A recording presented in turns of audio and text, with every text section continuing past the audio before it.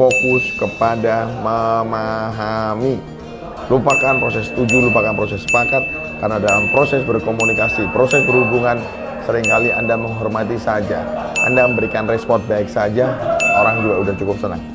Dan Anda juga jadi lebih happy, lebih berdaya, lebih tenang. Hari itu indah buat Anda, detik itu sangat baik buat Anda.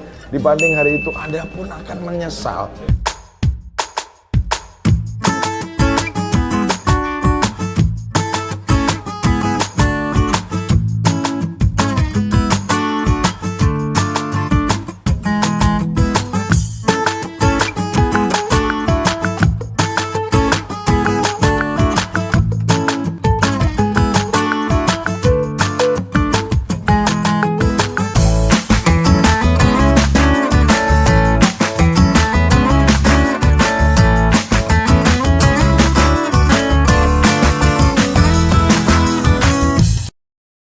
Oke, selamat pagi. Nah, selamat pagi buat orang-orang yang sudah follow saya, buat teman-teman semua yang ingin belajar banyak hal tentang dunia komunikasi, tentang dunia kepribadian, bahkan tentang NLP.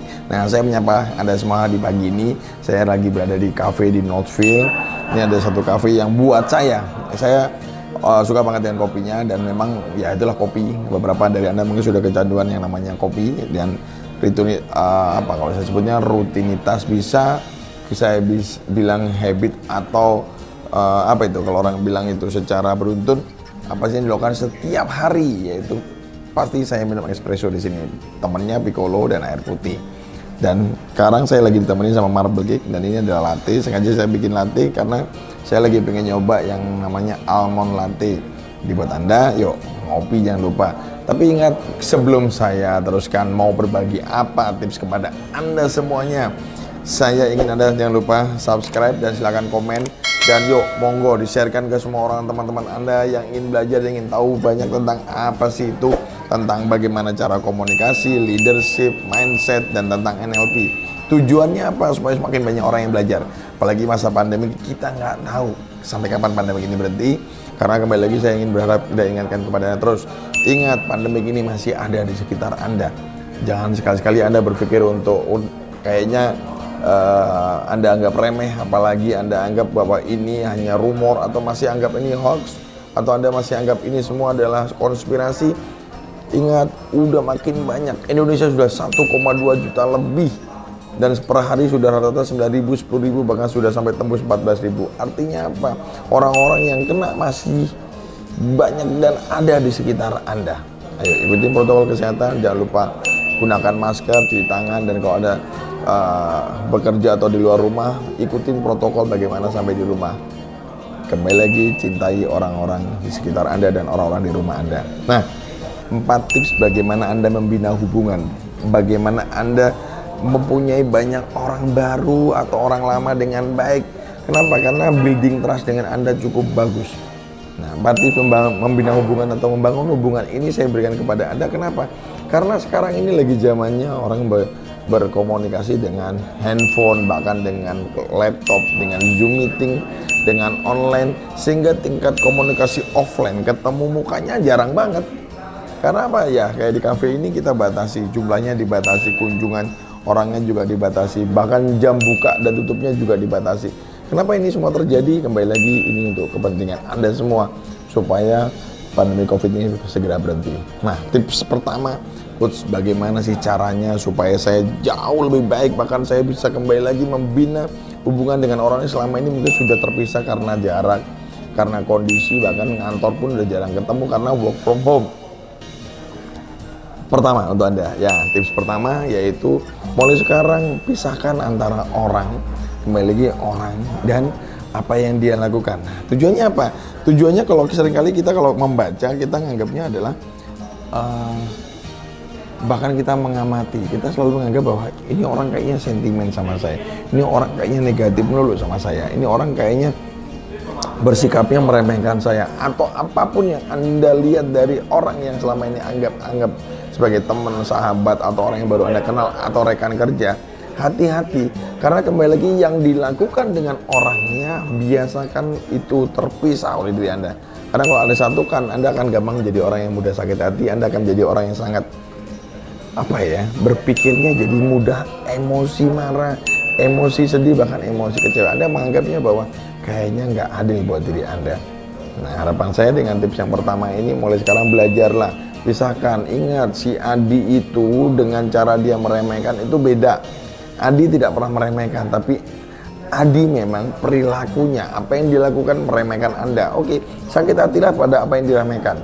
Jangan mulai sekarang Anda selalu mencampur adukan. Bahkan Anda bilang teman Anda malas. Hati-hati dengan kata malas. Karena ingat, malas, si Agus nggak malas. Agus adalah orangnya secara penuh. Artinya apa? Agus orangnya tidak seperti itu. Cuman perilaku atau hal yang dilakukan seringkali menunda. Seringkali dia tidak lakukan dengan tepat waktu. Nah, kalau Anda sudah sering dan Anda mulai sekarang tahu dengan tips yang pertama ini, Anda akan sadari bahwa kadang-kadang di balik kejelekan banyak orang di sekitar Anda yang Anda lihat, bahkan Anda list jelekannya cukup banyak, hal-hal negatifnya cukup banyak, ternyata ada sisi positif. Karena apa? Anda jadi cerdas. Nah, tips ini membantu Anda untuk lebih cerdas, supaya Anda jauh lebih, kembali lagi NLP ngajarin saya dan Anda untuk berdaya. Ayo, tips pertama ini silahkan di-list orang dari teman-teman Anda ini dengan perilaku yang Anda nggak suka apa. Pisahkan segera. Oh, dia nunda, dia kalau jemput lama, dia kalau telepon nggak diangkat, bahkan kalau lagi online tidur atau apapun. Nah, setelah Anda list semua ini, mungkin Anda nggak suka dengan cara atau perilaku yang dilakukan, tapi dengan orangnya Anda boleh tetap suka dan angkat orangnya. Karena dengan cara begini Anda lebih merasa cerdas, berdaya, dan tidak gampang sekali melabel bahkan mengejudge orang dengan tujuan. Kembali lagi, setiap orang berubah. Coach, untuk apa ini harus dilakukan? Karena kalau nanti terjadi perubahan pada si Adi atau si Agus atau si Indah atau si Wati, Anda bisa menerima dengan baik. Kok dia jadi on time? Anda akan melihatnya, oh iya ya, karena memang perilakunya saja. Wati memang selama ini malas karena ada alasan. Kalau Anda sudah terbiasa bisa memisahkan, Anda bisa gampang menerima, karena tidak mungkin Anda melabel lagi. Hati-hati dengan pola yang sering muncul adalah begini. Gak mungkin lah, lu gila kali, ada mimpi apa itu orang tiba-tiba on time, tiba-tiba disiplin, tiba-tiba dia tepat waktu, tiba-tiba dia baik. Ayo, ada maksud apa? Karena apa? Seringkali muncul seperti itu karena Anda sudah melabel, Anda sudah mencampur antar orangnya dan perilakunya. Efek yang luar biasa adalah Anda tidak lagi melihat, kalau saya sebutnya deletion. Anda sudah menghapus semua kebaikan, menghapus semua kedisiplinan, bahkan hal-hal yang positif juga dari dia, karena yang ada dalam pikiran Anda adalah negatif atau hal jelek tentang dia. Ayo, Anda ingin membangun hubungan yang baik dengan orang, Anda ingin lebih berdaya, bahkan dalam kondisi pandemi begini, Anda lebih positif, imun tubuh sangat baik buat orang-orang yang terus positif. Mulai sekarang, pisahkan orang dan perilakunya. Oke, nah sekarang tips yang kedua. Tadi kan sudah Anda dapat tips yang pertama, dan kembali lagi kenapa tips pertama itu seringkali muncul karena apa? Perbedaan pengetahuan, wawasan, kondisi, bahkan apa yang dialami. Seringkali saya punya teman begitu sudah nge-label orang, ngejudge orang, menghakimi seseorang, baru sadar dan menyesal setelah tahu alasan dari orang itu kenapa melakukan itu. Saya sekarang sudah mempelajari, bahkan sering melihat, mengamati, baik di semua sosial media, Twitter, Instagram, TikTok, Facebook. Nah, LinkedIn saya ngelihat adalah beberapa kejadian orang masih banyak yang bagus sekali mereframing.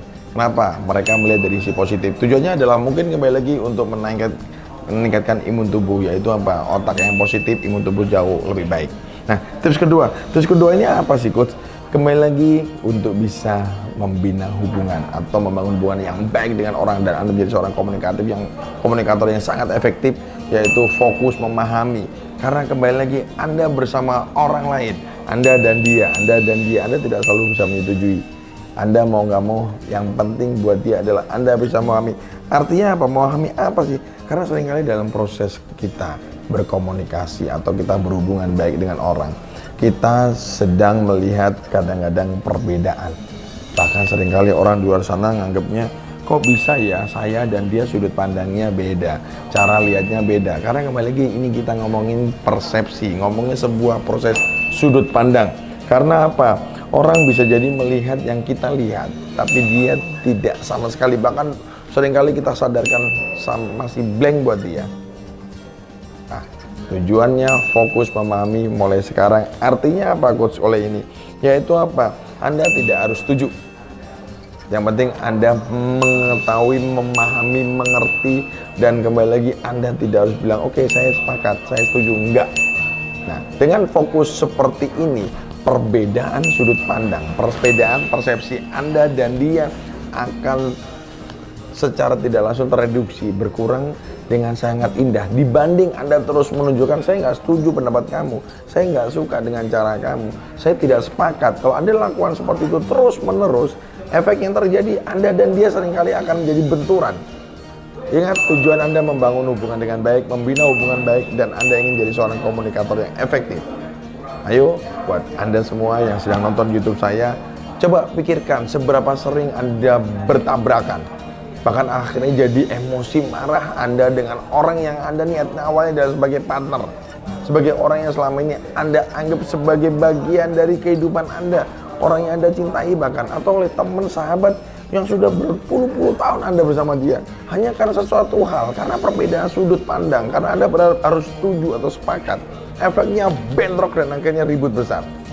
Saya alhamdulillah sampai detik ini, karena saya melihat dari sudut pandang tadi, kembali lagi di tips pertama juga saya ngomongin delegation, hati-hati dengan proses ini, karena delegation ini akan membutakan Anda dari semua yang Anda sebut data atau fakta atau sesuatu yang rasional buat Anda. Yang muncul di pikiran Anda, dia nggak setuju dengan saya, dia nggak sepakat dengan saya, padahal bukan itu titiknya. Nah, tips kedua ini mengingatkan kepada Anda, ayo fokus kepada memahami. Lupakan proses setuju, lupakan proses sepakat, karena dalam proses berkomunikasi, proses berhubungan, seringkali Anda menghormati saja, Anda memberikan respon baik saja, orang juga udah cukup senang. Dan Anda juga jadi lebih happy, lebih berdaya, lebih tenang. Hari itu indah buat Anda, detik itu sangat baik buat Anda. Dibanding hari itu, Anda pun akan menyesal. Kenapa coach kok bisa nyesal? Ya, karena di saat terjadi bentrokan, tabrakan antara Anda dan dia, efek yang muncul adalah Anda baru sadari, duh, kenapa tadi saya harus marah ya? Kenapa saya tadi harus sama dia ngotot terhadap pendapat saya? Nah, coach, apa ya? Kenapa ini muncul? Karena kembali lagi sudut pandang setiap manusia dilihat dari masa lalu, dari pengalaman, dari orang yang pernah dia lihat, dia baca, dia dengar, itu akan berbeda dengan sudut pandang Anda. Ingat, orang di luar sana kalau melihatnya kecil, nikmati, senyumin, karena buat Anda prosesnya belum seperti Anda. Buat Anda yang sudah terbiasa tahu banyak hal, sering jalan-jalan, melihat case, bahkan melihat masalah, bahkan kalau ada orang bilang masalah Anda udah segunung, sementara dia baru mulai, Anda senyum aja. Banyak hal pelajaran dari beberapa film, bahkan di kelas training saya baca, dan saya sampaikan, dan saya lihat dari film startup. Tujuannya apa? Hanya untuk memberikan informasi. Ayo, jadi orang yang membuat diri Anda happy, enjoy, dan playful setiap harinya. Dibanding Anda setiap kali komunikasi, membangun hubungan, Anda tabrakan diri Anda dengan orang lain. Oke, dengan begini Anda jauh lebih senyum, Anda berdaya. Tujuan Anda adalah imun tubuh Anda jauh-jauh lebih baik. Anda bersama dia, setiap kali proses diskusi, setiap kali proses mencari, proses persamaan, kembali lagi belum tentu harus sepakat atau setuju. Nikmati, senyumin, karena proses ini butuh yang namanya memahami. Kata yang paling pantas buat Anda adalah dengan begini Anda akan makin banyak disukai oleh orang lain. Orang bahkan menganggap Anda adalah orang yang tepat untuk diajak bicara, diskusi, dan ngobrol. Bahkan Anda ditunggu-tunggu oleh mereka, pendapat Anda, sudut pandang Anda, karena Anda menjadi orang yang sangat bijak. Oke, nah sekarang tips yang ketiga coach. Bagaimana membina hubungan, membangun hubungan, dan Anda dianggap sebagai seorang komunikator efektif. Yaitu apa? Fokus pada menyukai. Ingat, Anda dengan dia, Anda dengan orang lain, baik berdua ataupun di dalam kelas. Saya sebagai seorang trainer ngajar, di depan saya mau 20 orang, 25 orang, 300 orang, bahkan 1000. Yang ada dalam pikiran saya adalah saya menyukai semuanya. Bahkan dari guru saya, Pak Hindaratan Nikolai, di dalam kelas training saya sebelumnya, seringkali menyampaikan, ingat, sebagai seorang public speaking, sebagai seorang trainer, seorang yang di depan, tugas Anda adalah I like you. Dibanding Anda sekarang berpikir, suka nggak dia sama saya?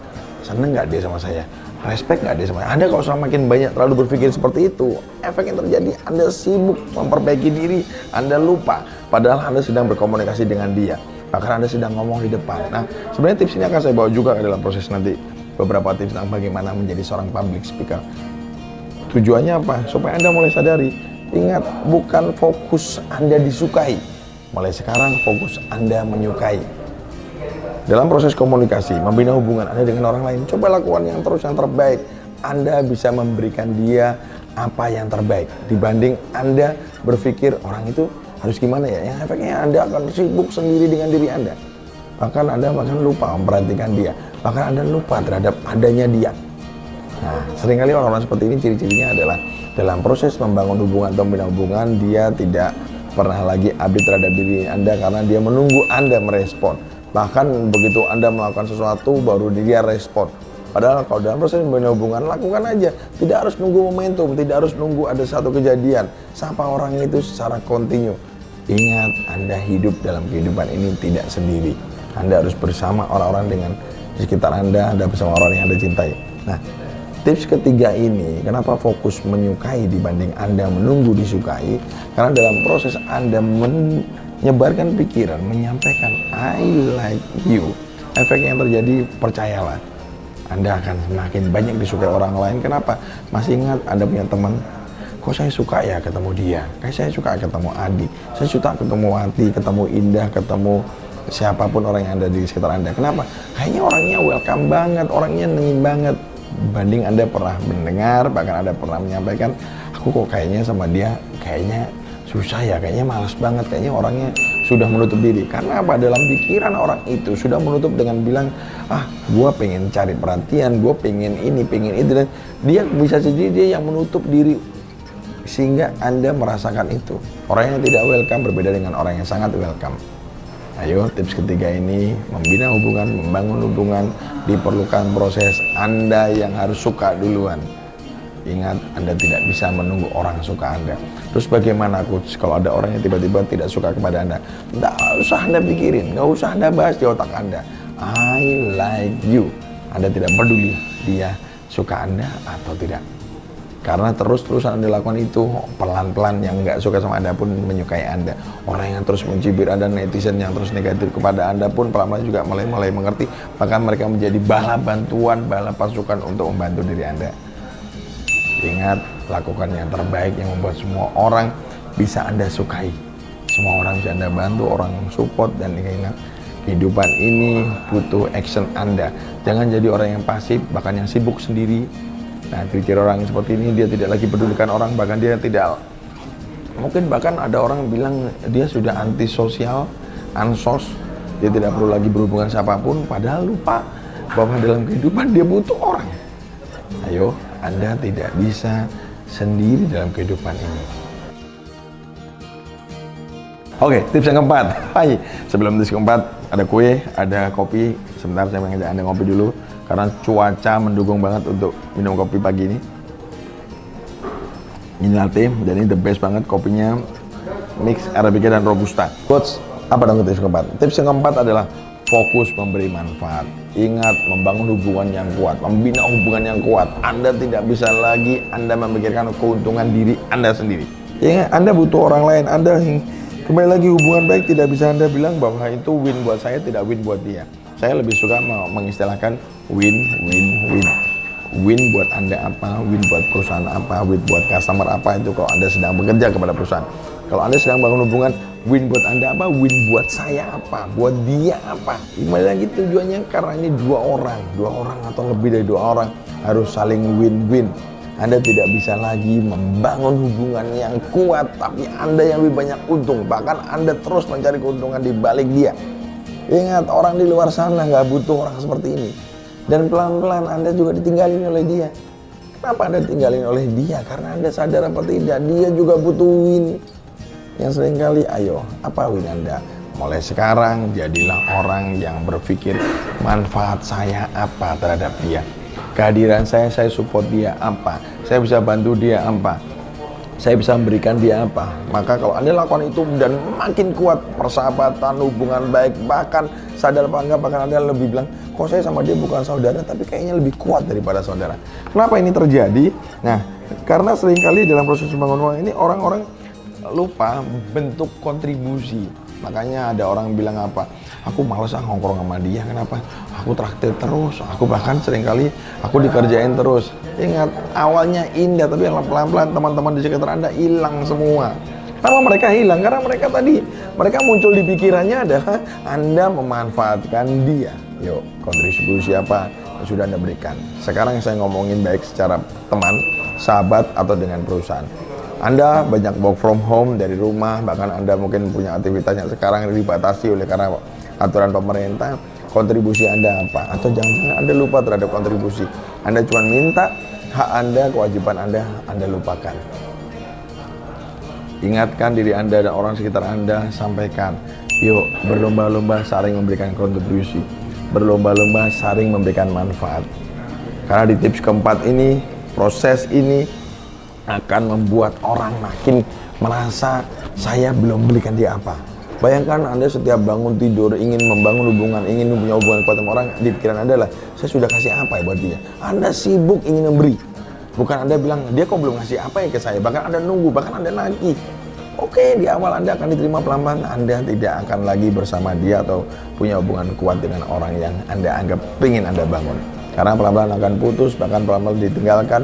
Dan pelan-pelan Anda mulai sadari, kok saya kayaknya nggak banyak teman, bahkan orang mulai nggak suka sama saya. Nah, dengan 4 tips ini, di tips yang keempat, saya ingin mengajak Anda sadarkan, kondisi pandemik ini memang kita tidak ada waktu untuk ketemu secara langsung.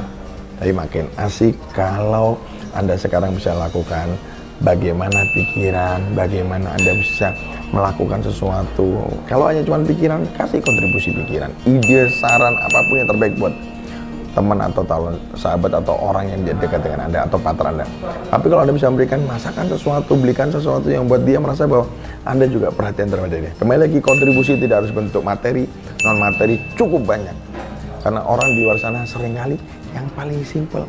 Coba pikirin, orang cuma butuh didengar. Anda punya masalah, orang cuma butuh didengar.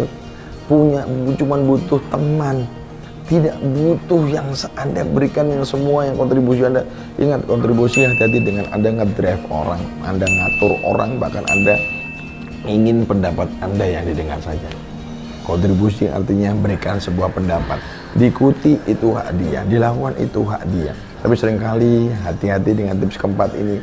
Saat Anda memberikan manfaat, Anda berikan kontribusi, Anda paksakan di situ, plus Anda tambahin sakit hati kalau itu tidak dilakukan. Hati-hati, karena itu bukannya lagi menjadi hubungan baik, bahkan pelan-pelan Anda pun yang akhirnya sakit hati dan berhenti berikan kontribusi. 4 tips membangun hubungan, saya ingatkan kembali kepada Anda semua, pisahkan antara orang dan apa yang dia lakukan. Karena apa? Karena sumber daya, pengetahuan, kemampuan, segala apa yang dimiliki orang lain dengan Anda bisa jadi berbeda. Bahkan sekolah bareng, kuliah bareng, satu pendidikan bareng aja bisa jadi beda. Kenapa? Karena apa yang didengar, apa yang dilihat belum tentu sama. Saya punya satu contoh case, saudara kembar aja. Sudut pandangnya beda, cara melihatnya beda. Kenapa ini terjadi? Karena tadi, apa yang dilihat disukai berbeda. Musik yang didengerin aja, kalau Anda suka musik yang melo dengan saudara kembar Anda yang suka musik yang optimis, pola pikirnya beda, moodnya beda, feel-nya beda. Nah, dengan begini Anda mulai sekarang belajar, yaitu pisahkan antara orang dan apa yang dilakukan. Anda makin cerdas, Anda makin enak, dan kembali lagi Anda makin bisa memaafkan banyak orang, bahkan Anda tidak lagi menunggu. Apalagi Anda menganggap orang itu bodoh banget ya. Kembali lagi dia bodoh karena dia belum sampai dalam pengetahuan dan dalam titik yang sedang Anda bahas atau Anda sedang diskusikan. Nah, kedua, fokus pada memahami. Karena apa? Seringkali dalam proses kita berhubungan, perbedaan persepsi, perbedaan pendapat, perbedaan sudut pandang itu sangat wajar. Tugas Anda tidak harus setuju, tidak setuju, sepakat dan tidak sepakat. Anda cukup memahami. Anda makin mengerti, Anda akan dianggap sangat bijaksana oleh orang, partner, atau siapapun yang sedang dekat sama Anda. Bahkan Anda dianggapnya sangat nice. Nah, yang ketiga, fokus pada menyukai. Ingat kata kuncinya, I like you. Ketemu dia, by phone, Zoom meeting, sebarkan I like you ke semua orang. Ingat, baik berdua, bertiga, bahkan saya dengan kelas sampai 3.000 orang, I like you. Sehingga saya tidak sibuk lagi, saya harus ngapain. Saya sibuk untuk membuat semua orang, saya membuat semua orang menyukai saya. Itu adalah kesalahan yang sangat luar biasa. Saya sibuk membuat saya suka ke semua orang. Sehingga ada orang bilang, kok dia pelan-pelan jadi suka sama coach ya, karena saya tidak lagi menunggu dia suka. I like you. Yuk, dengan Anda taruh pikiran Anda, I like you, I like you, I like you, pelan-pelan orang akan suka. Dan kayak tadi, ciri-ciri suka adalah Anda dikangenin, Anda ditanya, bahkan kalau ketemu Anda berkesan welcome sama dia. Orang malah bilang, kok aku seneng ya ngobrol sama kamu lama-lama, kayaknya kita teman lama ya, walaupun Anda baru kenal. Karena tadi I like you sudah Anda sebarkan begitu luar biasa. Dan sekarang yang terakhir adalah, ayo berlomba-lombalah memberi manfaat, fokus pada apa yang bermanfaat buat dia. Kembali lagi, kontribusi yang paling penting, bukan Anda menunggu diberi apa, manfaat dia buat Anda apa. Kalau Anda terus memberikan itu, Anda meminta itu, Anda sama saja memanfaatkan orang lain, Anda mencari keuntungan dari orang lain. Ingat, win, win, win. Kalau Anda sebagai seorang karyawan perusahaan atau leader atau manajer atau apapun, win buat Anda apa, win buat perusahaan apa, dan win buat customer apa. Kalau Anda dalam berhubungan dua orang, win buat Anda apa, buat dia apa.